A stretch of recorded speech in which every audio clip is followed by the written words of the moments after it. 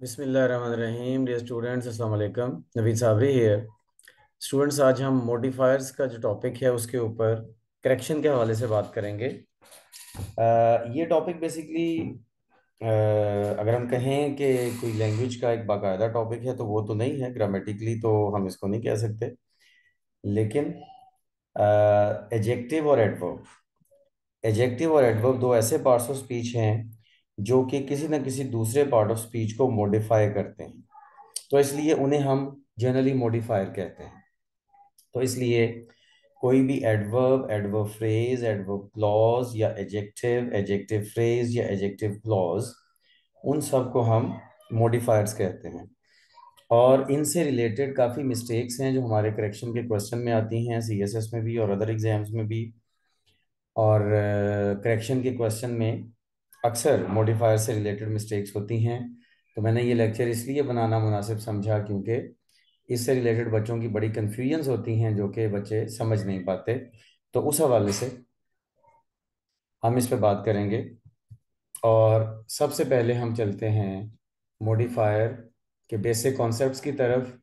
शुरू वाले जो कुछ रूल्स हैं उनमें बेसिक कॉन्सेप्ट्स हैं। रूल नंबर 1, जैसा कि Karachi is a bigger city, ये रॉन्ग है। इसकी जगह पे Karachi is a big city, ये करेक्ट सेंटेंस है। और रूल क्या है कि पॉजिटिव डिग्री जनरल सेंस में यूज़ की जाती है, किसी भी कंपैरिजन के लिए यूज़ नहीं की जाती। और आपने समझना ये है कि 3 डिग्रीज होती हैं। जिस तरह से हम कहते हैं बिग,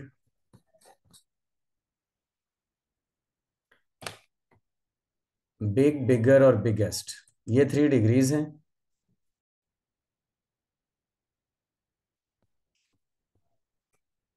बिग,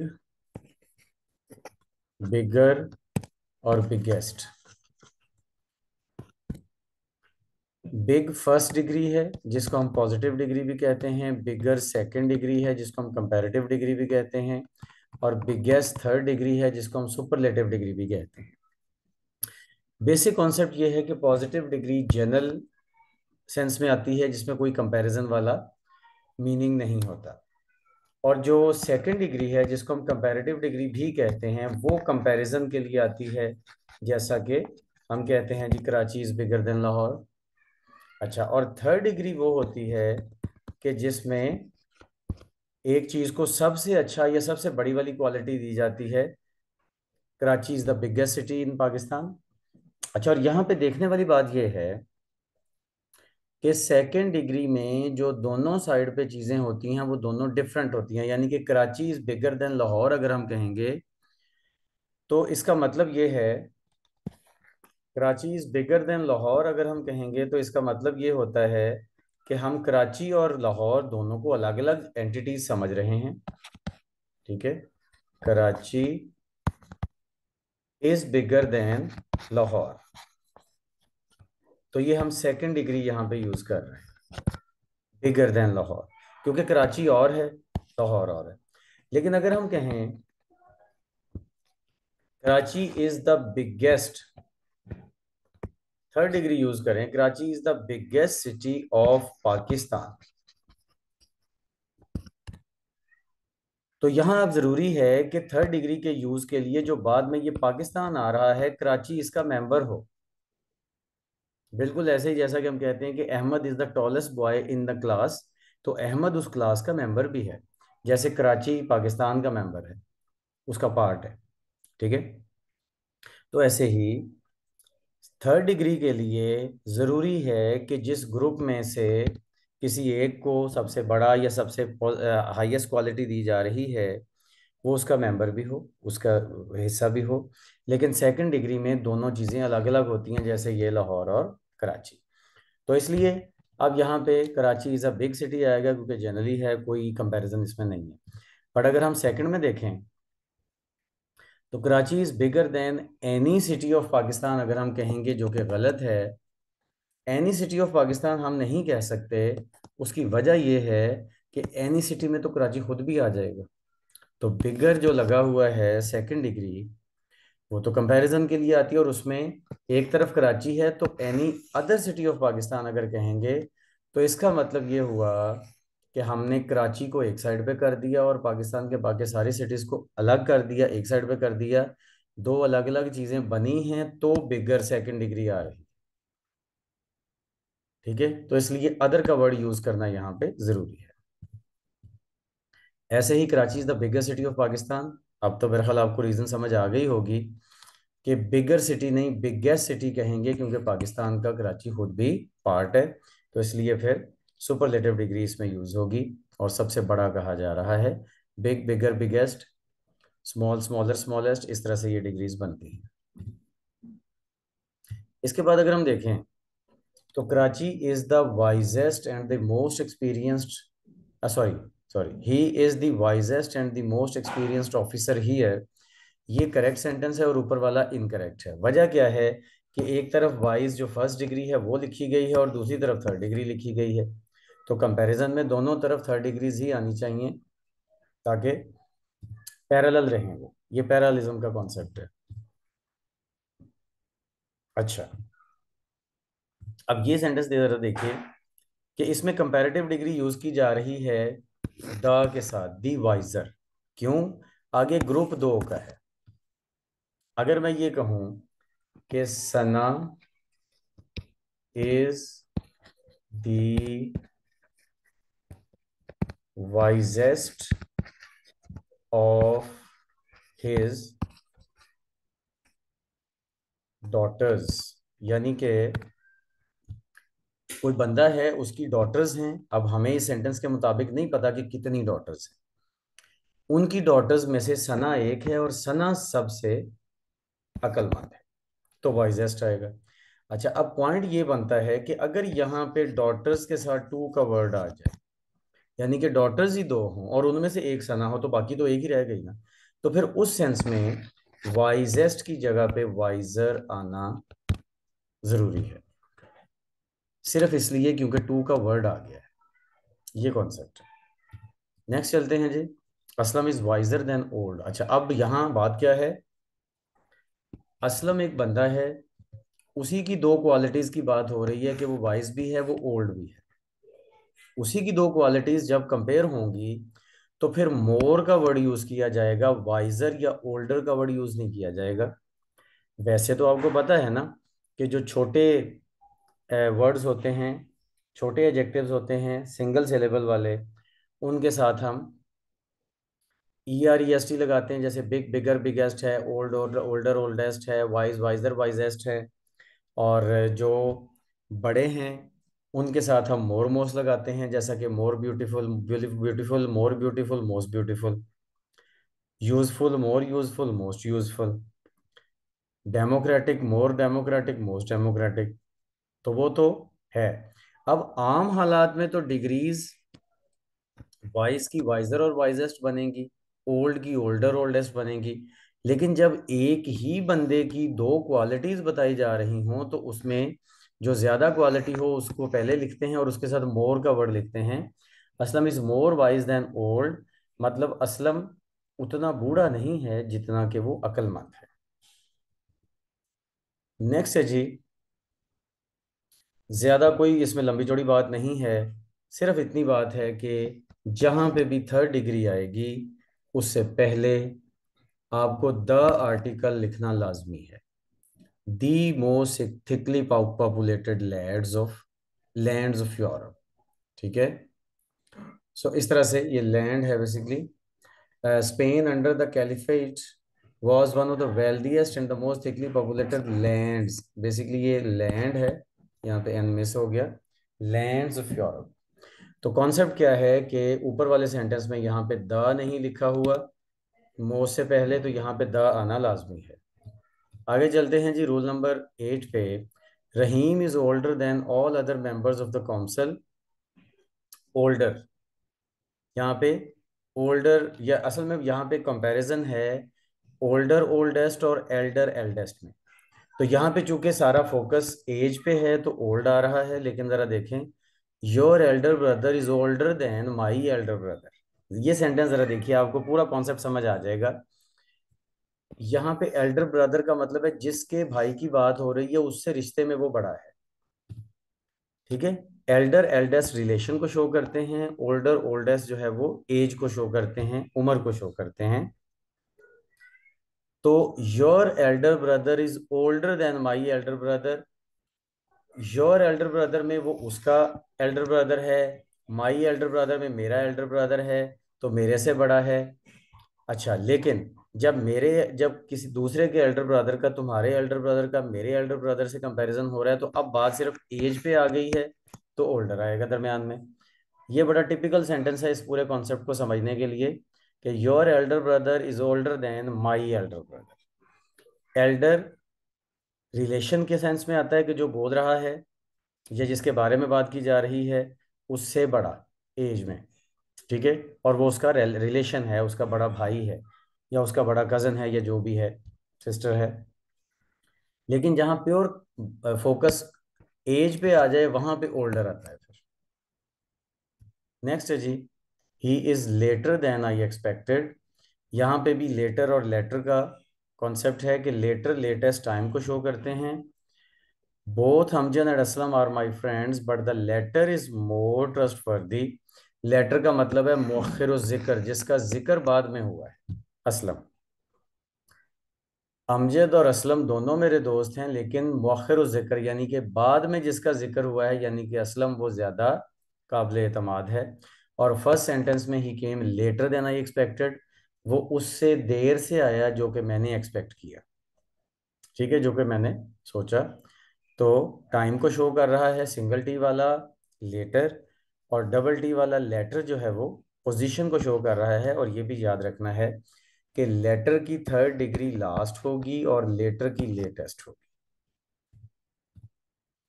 नेक्स्ट है जी फर्दर और फार्दर में comparison. After this he made no further remarks. Further मजीद के मीनिंग में आता है, मजीद।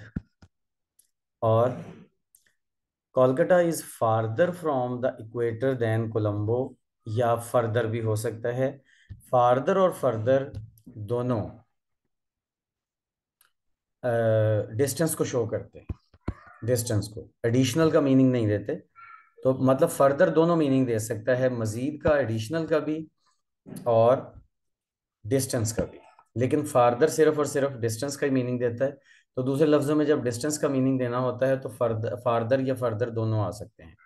अच्छा, अब देखना ये है कि ये दोनों, फर्दर हो या फार्दर हो, ये कंपैरेटिव डिग्रीज हैं, ठीक है, कंपैरेटिव डिग्रीज हैं। और ये सेकंड डिग्री है, मतलब ना फार की, फार, फर्दर, फर्दर मोस्ट, और फार, फार्दर, फार्दर मोस्ट, ये डिग्रीज हैं इसकी। तो इसमें जो डिफरेंस है वो यही है कि एडिशनल और डिस्टेंस, ये इसमें डिफरेंस है मीनिंग का। आगे चलते हैं। The nearest restaurant is 1 kilometre away, मतलब जहां पे बात हो रही वहां से करीब तरीन। अच्छा, नेक्स्ट है जो किसी भी चीज की पोजीशन है उसके साथ वाला, तो नेक्स्ट सीक्वेंस को शो करता है और नियरेस्ट डिस्टेंस को शो करता है। कि Karim shop is next to the post office, यानी कि पोस्ट ऑफिस और फिर करीम की शॉप एक सीक्वेंस है, उसको शो कर रहा है नेक्स्ट। और जो डिस्टेंस को शो कर रहा है वो नियरेस्ट है। दोनों का मीनिंग चूंकि क्लोज है इसलिए अक्सर ये कंफ्यूज होते हैं। अच्छा, अब आगे एनी और सम का कंपैरिजन है, जरा देखिएगा। एक बंदे ने कहा, कोई भी एक बंदा है, वो कोई ए पर्सन है, उसने कहा बी से कि do you have any milk, do you have any milk. B ने कहा no I don't have any. और आगे सी, ए ने सी से पूछा do you have any milk, तो सी कहता है यस आई हैव सम। तो कॉन्सेप्ट क्या बना? कॉन्सेप्ट ये बना कि एनी नेगेटिव या पॉजिटिव सेंटेंस में यूज किया जाता, सॉरी, नेगेटिव या इंट्रोगेटिव सेंटेंस में यूज किया जाता है। इंट्रोगेटिव जो है वो क्वेश्चन को शो करता है, do you have any milk. अगर हम कहेंगे do you have some milk तो गलत है। और नेगेटिव में no I don't have any, ये आएगा। अगर हम कहेंगे आई डोंट हैव सम तो गलत है। और यस में सम आएगा, यस आई हैव सम। अगर हम यस आई हैव एनी कहेंगे तो गलत हो जाएगा। इसका मतलब क्या है कि अफर्मेटिव मीनिंग, पॉजिटिव मीनिंग में सम आएगा, और नेगेटिव और इंट्रोगेटिव मीनिंग में एनी आएगा। This is the basic concept. जब भी एनी और सम का कंपैरिजन हो, इसको देखें, ये भी अक्सर आता है और कंफ्यूज करता है क्वेश्चन। आगे है जी वन एंड अदर और ईच अदर। ये हमने प्रोनाउन में भी पढ़ा था, यहाँ पे भी ये आ रहा है कि south Asian countries should support one and other. One and other दो से ज्यादा के लिए आता है, और ईच अदर दो के लिए आता है। Pakistan and China have always supported each other. Each other दो के लिए ईच अदर होता है। आगे चलते हैं जी। Every day is not holiday. Every total group को जब शो करता है फॉर अ डेफिनेट नंबर, देखिए जरा, एवरी एवरी किसी टोटल ग्रुप को शो करता है और किसी इनडेफिनेट नंबर के लिए शो करता है, लेकिन ईच डे किसी लिमिटेड नंबर में से हर किसी को वन बाय वन शो करता है, और ये इंडिविजुअल्स के लिए नॉर्मली होता है, टोटल ग्रुप के लिए नहीं होता, हर किसी के लिए अलग अलग होता है। जैसा कि it rained each day during my holidays.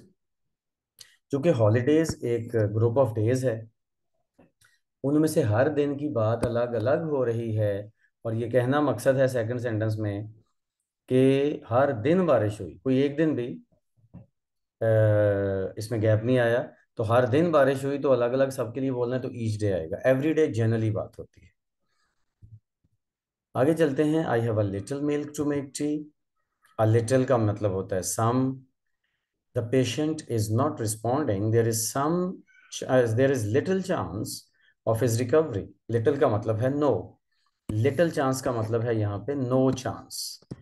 और आई have a little milk, a little milk का मतलब सम मिल्क, कुछ मिल्क है, यानी कि लिटिल ना होने के बराबर है, यानी कि जीरो। और ये अ लिटिल जो है वो सम है, कुछ का मीनिंग देता है, पॉजिटिव मीनिंग है, ये नेगेटिव नहीं होता।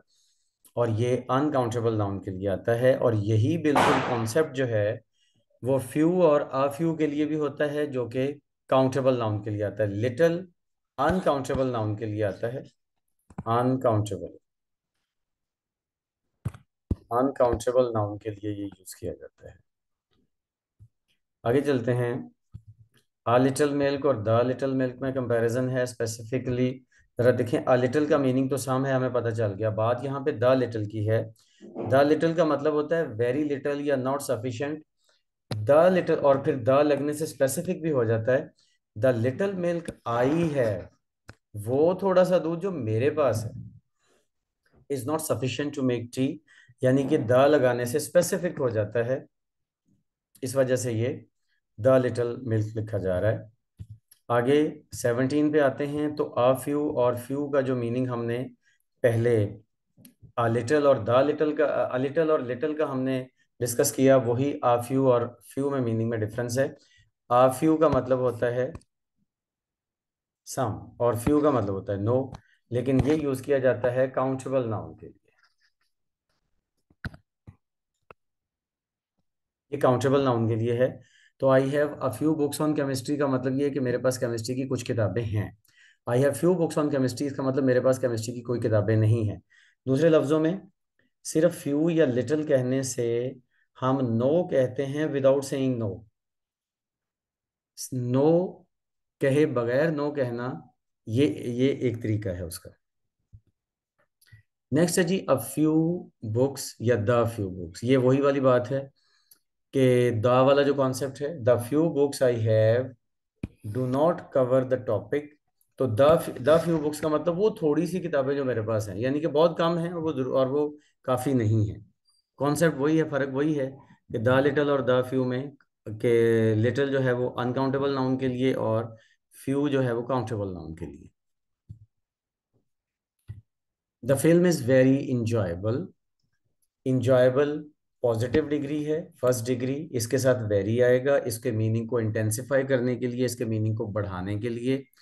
लेकिन अगर सेकंड डिग्री आ जाए, स्ट्रोंगर जैसे है, तो उसके मीनिंग को बढ़ाने के लिए उसके साथ मच आता है। Aamir is much stronger then Javed, तो इसलिए वेरी स्ट्रोंगर अगर कहेंगे तो गलत है। इसी तरह से ये जो प्रेजेंट पार्टिसिपल या पास्ट पार्टिसिपल एडजेक्टिव के तौर पर आते हैं, उनका भी एक अपनी सेंस होती है। अब जैसा कि यहाँ पे आ रहा है, it is sometimes embarrassed. Embarrassed कोई बंदा होता है, एम्बेरसिंग कोई सिचुएशन होती है, ठीक है। तो अब यहाँ पे एम्बेरसिंग आएगा, it is sometime embarrassing when you have to ask people for money. जब लोगों को पैसे के लिए पूछना पड़ता है, उधार मांगना पड़ता है, तो ये बड़ा शर्मिंदगी वाला होता है, ठीक है। तो इसलिए इसको जरा ना समझना थोड़ा सा मतलब इसमें हमें मीनिंग को समझना पड़ता है। जरा ये छोटा सा एक सेंटेंस देखें। अगर हम कहें he is a boring person, और दूसरा है he is a board person, ठीक है। अच्छा, बोरिंग पर्सन वो होता है जो दूसरों को बोर करता है, बोर्ड पर्सन वो होता है जो खुद बोर होता है, ठीक है। ऐसे ही एम्बेरसिंग वो होता है जो दूसरों को एम्बेरस करता है, कोई भी चीज या बंदा। एम्बेरस्ड वो होता है जो खुद एम्बेरस होता है, ठीक है।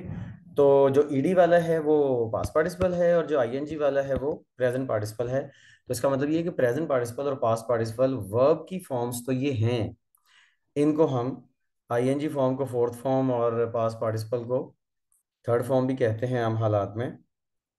लेकिन वर्ब होने के साथ साथ ये एडजेक्टिव के तौर पर भी काम करते हैं। आगे चलते हैं जी, वही वाला कॉन्सेप्ट जो अभी अभी हमने पढ़ा, प्रेजेंट पार्टिसिपल और पास्ट पार्टिसिपल। अगर इनके मीनिंग को बढ़ाना हो तो प्रेजेंट पार्टिसिपल के साथ वेरी लगता है और पास्ट पार्टिसिपल के साथ मच लगता है। The student was much confused when the teacher asked him a very confusing question। Confusing ING form है, प्रेजेंट पार्टिसिपल, इसके साथ वेरी लगेगा। कंफ्यूज पास्ट पार्टिसिपल है, इसके साथ मच लगेगा। यही कॉन्सेप्ट है असल। सीधी सी बात है, इसमें अक्सर बच्चे कंफ्यूज हो जाते हैं और आपने ये याद रखना है। नेक्स्ट चलते हैं जी, अफर्मेटिव मीनिंग में she is as tall as her brother, as tall as आता है। लेकिन अगर नेगेटिव मीनिंग देना हो तो she is not so tall, यानी कि एज की बजाय नॉट सो आता है, बट नॉट एज भी आ सकता है। नेगेटिव मीनिंग में नॉट एज टॉल एज भी हो सकता है, not so tall tall as भी हो सकता है, लेकिन पॉजिटिव मीनिंग में सिर्फ एज टॉल एज ही आता है। यहाँ पे टॉल एजेक्टिव के तौर पर आ रहा है ना, तो ये एजेक्टिव के तौर पर जब कंपैरिजन करना होता है किसी का कि उतना ही है या उतना नहीं है, ठीक है। She is as tall as her brother, वो उतनी ही लंबी है जितना कि उसका भाई। अच्छा, अगर प्रिफर हो तो याद रखें प्रेफर के बाद देन नहीं आता। अक्सर स्टूडेंट्स इसमें कंफ्यूज होते हैं, प्रेफर के बाद देन लगा देते हैं, I prefer tea than coffee, और अक्सर इसमें कंफ्यूज हो जाते हैं। कॉन्सेप्ट ये है कि या तो टू आएगा या रादर देन आएगा। I prefer tea to coffee, या I prefer tea rather than coffee, या she prefers making toys for her children to buying them in the shops, या she prefers making toys for her children rather than buying them in the shops. मतलब क्या है कि prefer के बाद आगे दो चीज़ों के दरमियान में जिनमें प्रेफरेंस हो रही है, या टू आएगा या रादर देन आएगा। इसमें देन नहीं आ सकता, जो कि अक्सर लिखा होता है और वो गलत होता है। He is junior than me नहीं होता, जूनियर टू मी होता है। कॉन्सेप्ट ये है कि जूनियर सेकंड डिग्री तो है, और सेकंड डिग्री के बाद अक्सर देन आता है। लेकिन ये वाले जो सेवन वर्ड्स है ना, superior, inferior, senior, junior, exterior, interior और प्रायर, ये सेवन वर्ड्स हैं, इनके फौरन बाद देन नहीं आ सकता, देन नहीं आ सकता, टू ही आएगा, ठीक है। He is junior to me, बस ये एक्सेप्शन आप समझ लें इस चीज की, इस रूल की एक्सेप्शन। आमतौर पर बाकी हर जगह सेकंड डिग्री कंपैरेटिव डिग्री के बाद देन आएगा, लेकिन ये वो सिर्फ पोजीशन है कि जहां पे सेकंड डिग्री के बाद टू आएगा। अच्छा, अब देखिए जी, मोस्ट परफेक्ट कोई वर्ड नहीं होता, और क्यों नहीं होता। सेंटेंस है, this is the perfect example that I have come across. Concept ये है कि कुछ एडजेक्टिव्स ऐसे होते हैं जिनको हम एब्सोल्यूट एडजेक्टिव्स बोलते हैं या नॉन ग्रेडेबल एडजेक्टिव्स बोलते हैं। यानी कि ये वो एडजेक्टिव्स हैं जिनकी सेकंड थर्ड डिग्री बन ही नहीं सकती। वो ये एग्जांपल आपके सामने, एक तो परफेक्ट की एग्जांपल है। अब जरा गौर करें कि परफेक्ट तो पहले ही इतना परफेक्ट है कि वो टॉप लेवल की चीज है। अब उसको मोर परफेक्ट या मोस्ट परफेक्ट ये इंग्लिश में यूज ही नहीं होता, ये है ही नहीं। ऐसे ही एब्सोल्यूट या आइडियल या इम्पॉसिबल या प्रिंसिपल, कोई सबसे बड़ा कोई बहुत छोटा, ऑलरेडी उसके मीनिंग के अंदर बहुत बड़ा या बहुत छोटा या मुकम्मल होने का मीनिंग मौजूद है। ये सारे आपके सामने एग्जाम्पल्स हैं जो आमतौर पर आते हैं। तो इसलिए फिर ये हो नहीं सकता कि इनको हम मोर मोस्ट यानी कि सेकंड थर्ड डिग्री बनाएं। तो ये अपनी डिग्री में पहले ही टॉप लेवल पे होते हैं, तो इसलिए इनके साथ कोई मोर मोस्ट नहीं आता, ये ऑलरेडी कंप्लीट एडजेक्टिव्स होते हैं। इसलिए सिर्फ परफेक्ट आएगा और वही मोस्ट परफेक्ट का मीनिंग देगा, क्योंकि मोस्ट परफेक्ट तो कोई वर्ड नहीं होता। The team of West Indies is better then Australia. अब जरा गौर करें कि एक तरफ टीम ऑफ वेस्ट इंडीज है और दूसरी तरफ ऑस्ट्रेलिया है, और कंपैरिजन किया जा रहा है, जो कि गलत बात है। टीम ऑफ वेस्ट इंडीज का जो कंपैरिजन है वो टीम ऑफ ऑस्ट्रेलिया से होना चाहिए ना, तो इसलिए टीम को दोबारा लिखने की बजाय हमने दैट लिख दिया। अब ये करेक्ट है कि the team of West Indies is better than that of Australia, तो ये फॉल्टी कंपैरिजन का केस बनता है। The healthier the happier, the higher we go the cooler we feel. The healthier the happier का मतलब ये है कि जितना कोई सेहतमंद है उतना ही वो खुश है। The higher we go the cooler we feel, जितना कोई ऊंचा जाता है उतना ही वो ठंडक महसूस करता है। ये एक स्पेशल स्ट्रक्चर है, याद रखें, इंग्लिश का, जिसके बारे में चंद एक बातें जहन में रखें। अब जैसा कि सबसे पहले वाला है जी, दी हेल्दियर दी हैप्पियर। देखें ये कंप्लीट सेंटेंस है, इसमें फुल स्टॉप भी आ रहा है, ये कंप्लीट सेंटेंस है, लेकिन इसमें कोई वर्ब नहीं है। और ये इंग्लिश का वाहिद स्ट्रक्चर है जिसमें वर्ब नहीं है और सेंटेंस कंप्लीट है। इसमें दो कंपैरेटिव डिग्रीज को लिखा जाता है, उनसे पहले द लिखा जाता है, दरमियान में कॉमा लगाया जाता है, और जितना उतना का मीनिंग इसमें आता है, जैसा कि आपके सामने है। और इसमें इस स्ट्रक्चर को हम हिला नहीं सकते, किसी एक को सेकंड किसी एक को थर्ड कर दें वो भी गलत है, किसी एक को फर्स्ट और सेकंड कर दें, फर्स्ट और थर्ड कर दें, गलत है। द ना लिखें दोनों के साथ, गलत है। कॉमा ना लगाएं, गलत है। ये ऐसे ही होना है, ठीक है। या फिर थोड़ा सा लॉन्गर स्ट्रक्चर बन जाए तो स्ट्रक्चर फिर भी वही रहता है जैसा कि सेकंड वाला। No fewer than 5 students are present in the class. Fewer countable noun के लिए आता है, तो अक्सर जगह पे ना नो लेस देन लिखा होता है। नो लेस देन 5 स्टूडेंट अगर होगा तो वो गलत है, फ्यूअर आएगा। हाँ, और no less than 5 litres of milk, तो 5 लीटर्स ऑफ मिल्क भी प्लूरल है, सॉरी, ये भी काउंटेबल है। लीटर्स को काउंट किया जा रहा है ना, सॉरी। इसको जरा इस तरह से समझें, आपको समझ आएगी ज्यादा, कि फ्यूअर जो है वो काउंटेबल नाउन के लिए आता है, और लेस जो है वो अनकाउंटेबल नाउन के लिए आता है। तो मिल्क चूंकि अनकाउंटेबल नाउन है उसके लिए लेस आ रहा है, स्टूडेंट्स चूंकि काउंटेबल नाउन है उसके लिए फ्यूअर आ रहा है, बस ये concept. He is very weak to walk, नहीं, he is too weak to walk. ये हम स्ट्रक्चर जो है वो एक दूसरे लेक्चर में भी कर चुके हैं, कंजॉइनिंग मिस्टेक्स में, कि नेगेटिविटी को शो करने के लिए टू के बाद एडजेक्टिव, उसके बाद TO2 और फिर वर्ब की फर्स्ट फॉर्म। ये नेगेटिविटी को शो करता है कि वो इतना कमजोर है कि वो चल नहीं सकता।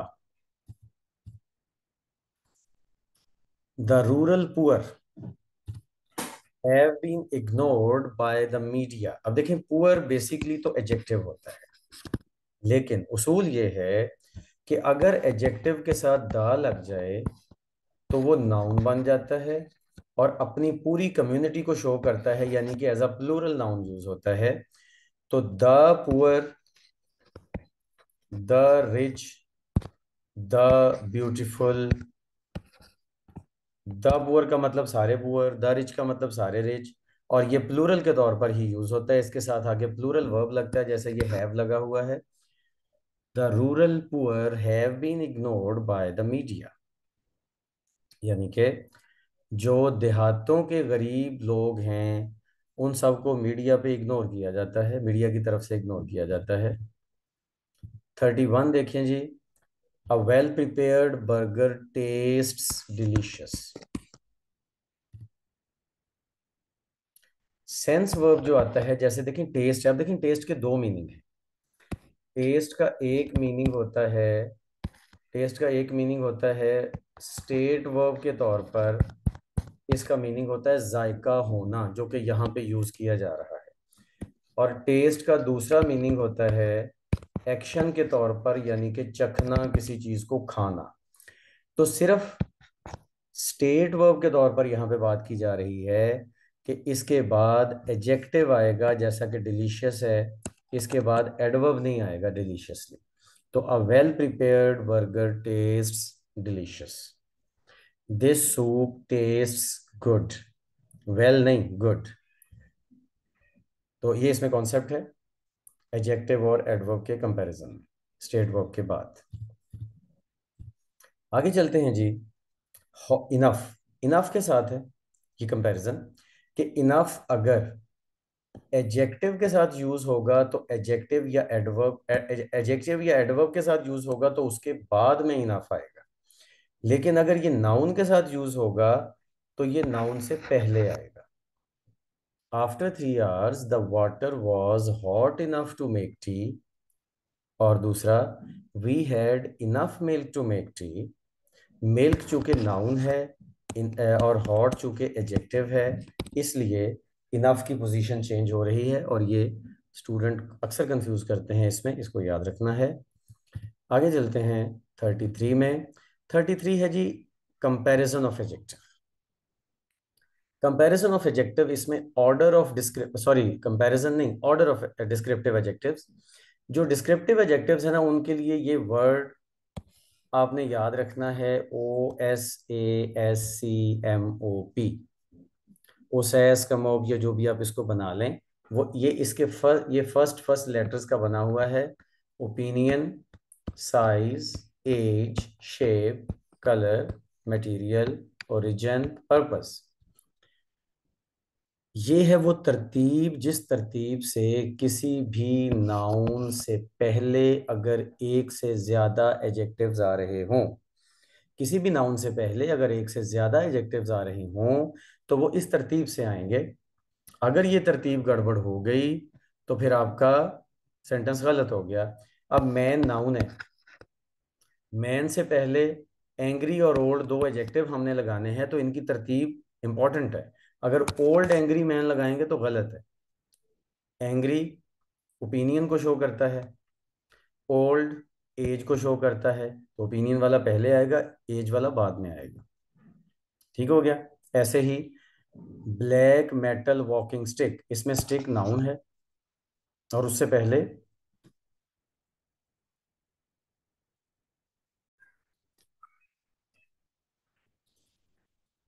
स्टिक नाउन है, और स्टिक से पहले हमें 3 एजेक्टिव्स लगाने हैं, ब्लैक, मेटल और वॉकिंग।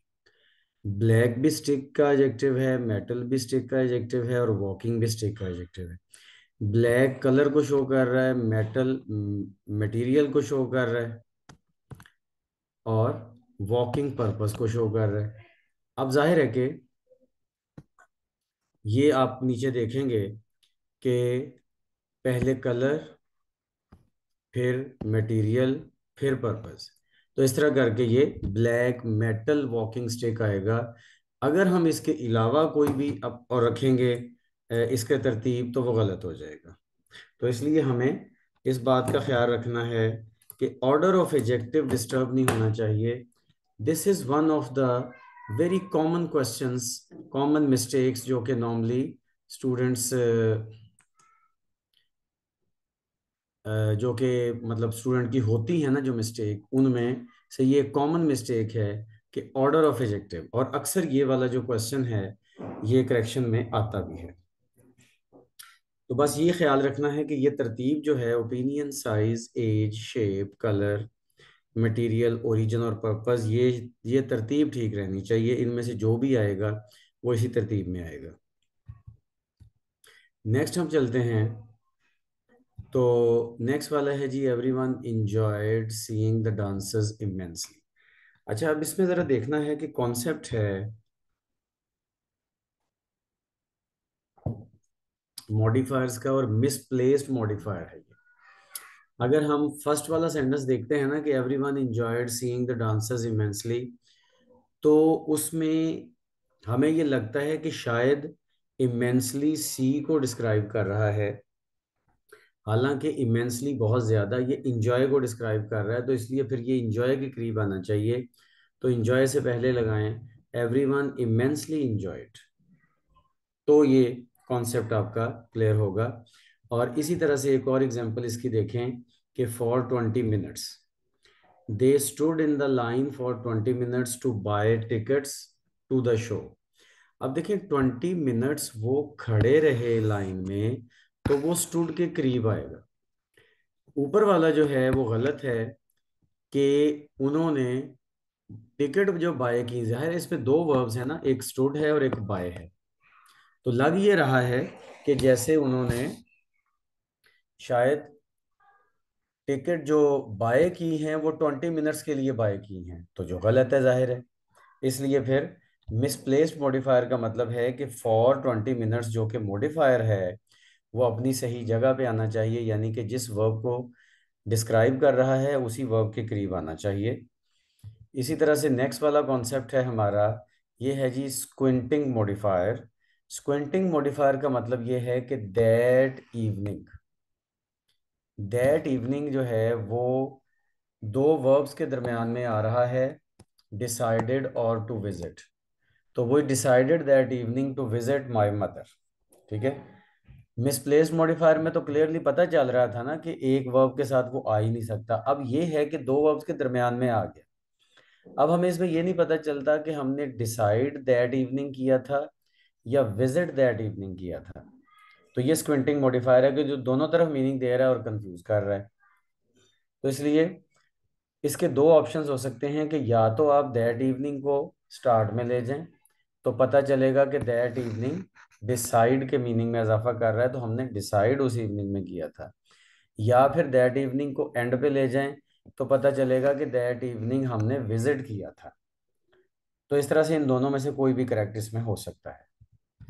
ऐसे ही इसकी एक और एग्जांपल है कि ऑन ट्यूसडे सेड के मीनिंग को डिस्क्राइब कर रहा है, या फिर ट्यूसडे को वर्ल्ड खत्म हो जाएगी, ये है।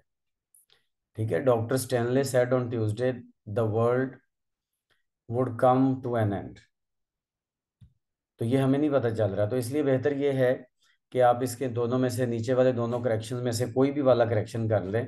कि अगर वो समझता है, डॉक्टर स्टैनले समझता है कि ट्यूसडे को वर्ल्ड खत्म हो जाएगी, तो फिर ये वाली ऑप्शन आएगी। और अगर डॉक्टर स्टैनले ने ये कहा ट्यूसडे को था, तो फिर ये ऑन ट्यूसडे स्टार्ट में आ जाएगा। तो इस तरह से हम स्क्विंटिंग मॉडिफायर को भी सॉल्व कर सकते हैं। इसके बाद आगे आता है जी डेंगलिंग मॉडिफायर। नहीं, ये है awkward separation of elements. Awkward separation of elements क्या है कि टू बाय इन्फिनेटिव है। It is bad financial practice to when you see something you can't afford buy it anyway. तो टू बाय इन्फिनेटिव है जिसको हम सेपरेट नहीं कर सकते, जिसको सेपरेट नहीं किया जा सकता। इसलिए बेहतर ये है कि इसको सोल्यूशन आप इस तरह से करें कि when you see something you can't afford, इसको स्टार्ट में ले जाएं, बाकी पूरा सेंटेंस बाद में ले आएं, और टू बाय को इकट्ठा कर दें ताकि ऑकवर्ड सेपरेशन ऑफ एलिमेंट्स ना हो। कुछ एलिमेंट्स ऐसे होते हैं जो आपस में इतने क्लोजली कनेक्टेड होते हैं कि अगर उनके दरमियान में आप कोई और एलिमेंट लेके आएंगे तो वो रॉन्ग हो जाएगा। बिल्कुल इसी तरह से इन्फिनेटिव उनमें शामिल है। एक और एग्जांपल इसकी आप ले सकते हैं, नो दैट। इसमें भी ये दरमियान वाला पार्ट खाम खा है, इसको स्टार्ट में ले जाएं, तो ये बनेगा now that we have examined all the alternatives we know that we have made the right decision. तो नो दैट इकट्ठा होना चाहिए ताकि ऑकवर्ड सेपरेशन ऑफ एलिमेंट्स ना हो। और ऊपर वाला देखें ना कितना ऑकवर्ड लग रहा है, we know now we have, now that we have examined, और फिर दैट आ रहा है, जो हमने, वी नो, जो हम जानते हैं वो एंड पे चला गया और बीच में कुछ और आ गया, तो मीनिंग ये अजीब सा बन रहा है।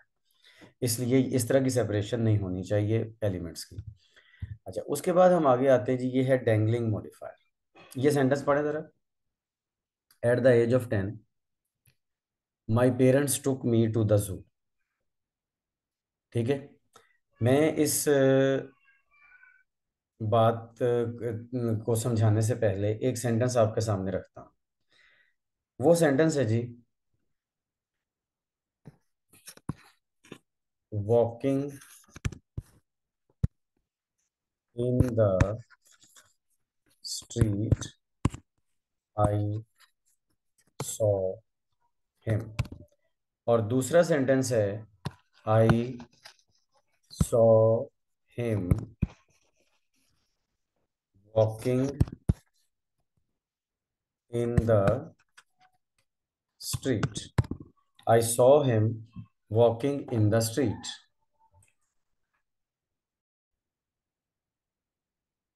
इन दोनों सेंटेंसेस में हमने कुछ और डिफरेंट डिफरेंट नहीं किया।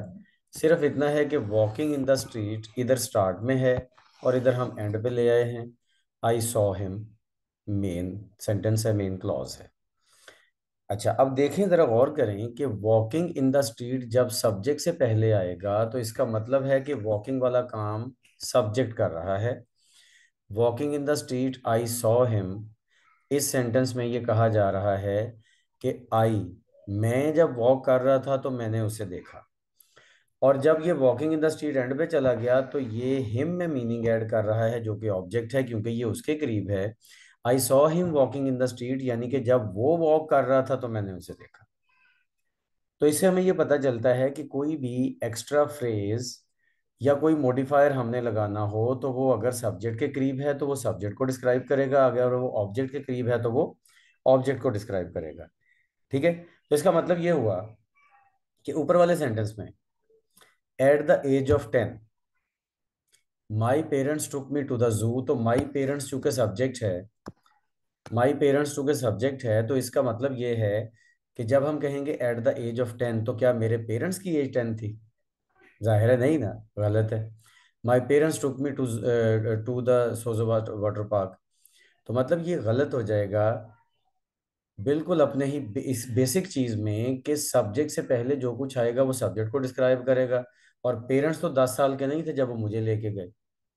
ठीक है, मेरी यही 10 साल थी ना, तो उसके लिए फिर इसका मतलब है कि ये सेंटेंस तो बिल्कुल हो गया रॉन्ग, और हमें इसमें क्या लेके जाना है और किस तरह से इसको हमने करना है, उसके लिए अब हम ये देखते हैं। जी, आप जरा ये देखिए, एक इसको हम इस तरह से भी करेक्ट कर सकते हैं, व्हेन आई वॉज 10, यानी कि इसको पूरी क्लॉज ही अलग बना दें, ये एक फ्रेज ना हो जो कि डिपेंड करे दूसरे सब्जेक्ट के ऊपर, क्लॉज ही अलग बना दें तो ये भी ठीक है। या फिर ये हो सकता है कि आई को आप सब्जेक्ट बनाएं और एट द एज ऑफ 10 को उसी तरह रहने दें। I was taken to Sojo water park by my parents. ठीक हो गया, तो इसका मतलब ये हुआ कि डेंगलिंग मॉडिफायर का मतलब होता है हैंगिंग मॉडिफायर, स्विंगिंग, कि जो सही फिट नहीं हो रहे होते। ये दोनों तरह से ठीक हो सकता है, लेकिन हमें उस उसूल को जहन में रखना है कि सब्जेक्ट से पहले जो पार्ट है वो पार्ट सब्जेक्ट ही को सपोर्ट करेगा, उसी को अंदर अंदर मीनिंग ऐड करेगा। बस ये ख्याल रखना है। करेक्ट ये दोनों में से किसी भी तरह हो सकता है। अब जरा ये वाला एग्जांपल देखें। If planted too early cold water can kill peas, तो कोल्ड वाटर सब्जेक्ट है, तो कोल्ड वाटर को तो हम प्लांट नहीं करते ना, पीस को प्लांट करते हैं, मटर को प्लांट करते हैं, तो इसलिए ये करेक्ट इस तरह से होगा, if planted too early piece can be killed by the cold water. या फिर ये किसी भी दूसरी तरह हो सकता है। ठीक है, कि जिसमें हम कोल्ड वाटर पीस को अलग, if the peas are planted too early cold water can kill them, ऐसे भी हो सकता है, ताकि वो क्लॉज ही अलग बना दें तो भी करेक्ट हो सकता है ये। राइट। अच्छा, इसी तरह से after finishing the ice arena, ये भी डैंगलिंग मॉडिफायर ही की एग्जांपल है। After finishing the ice arena it will be open to the public, तो इट सब्जेक्ट है, तो इट ने फिनिश तो नहीं किया ना आइस एरिना को, मतलब आइस एरिना बन रहा है, वो पब्लिक के लिए ओपन किया जाएगा, तो बनाने वाला इट तो नहीं है।